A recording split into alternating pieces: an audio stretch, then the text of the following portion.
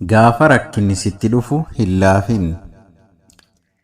Jireenya addunyaa kanaa akka ati yaaddetti osoo hin taane akka fedha isheetti si jiraachisuu dandeessi. Jireenya jettee ati addunyaa kanarratti jiraattu kun yeroo hundaa akka ati feete siif hin taatu. Wanti ati har'a of harkaa qabdu guyyaa tokko akka dhabdu beekuu qabda. Mee fakkeenya tokko siif fudhadha. Nama ati hedduu jaalattu yeroo hundaa of biraa dhabuu hin feene.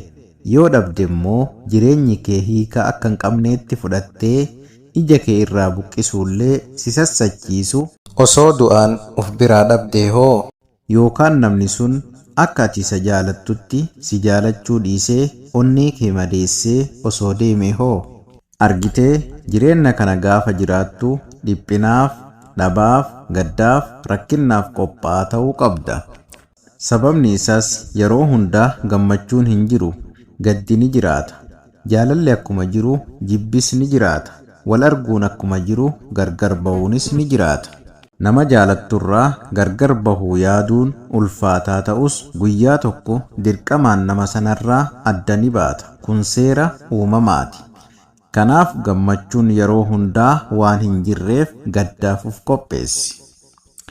Gaafa rakkinni sitti dhufu hin laafin. Rakkinni kana booda akka waan hin jirreetti fudhattee mataa hin cabin. Jabaadhu bor guyyaa addaa ta'uusaa bari. Jireenya addunyaa kanaa salphisus ulfeessus kan danda'u suma mataa keeti. Al tokko tokko rakkinnoota nu qunnamanirraa rakkinnichaaf deebii nuti kenninu hedduu nu miidhu.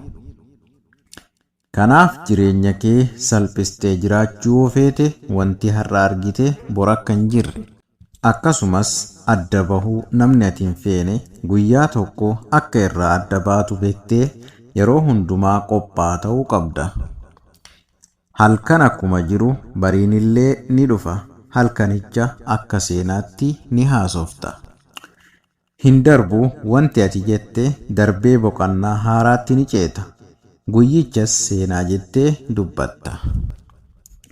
Kan jaalatte si jibbus, kan abdatte si ganus, godoon ati ijaaratte si jalaa diigamus guyyaa tokko hunduu darbee galmee seenaa kee irratti ni galmaa'a. Kanaaf yeroo hundumaa ati nama jabaa akka taatee fi rakkinna si mo'uu akka hin dandeenye ufitti dubbadhu. Gochi ati gootu firii yaada kee waan ta'eef waan gaarii yaaduu shaakali. Yeroos waan gaarii hojjattee jireenya kee salphistee jiraatta. Sababa malee namni kamuu addunyaa kanarratti hin uumamu. Atis akkasuma sababaa dhalatteef qabda. Kanaaf gaafa rakkinni sitti dhufu guyyaa uumama kee hin abaarin. Dukkana booda ifni ni jira. Dukkanni har'as darbee kaleessa ni ta'a. Isas borirra dhaabbattee ni haasofta. Ati uumama kaleessaa fi boruu walitti araarsitee har'a jiraachuu danda'udha. Kanaaf ati yeroo hundaa nama addaati. Jabaadhu jireenya moo'i malee jireenyi si moo'in ergaa kooti.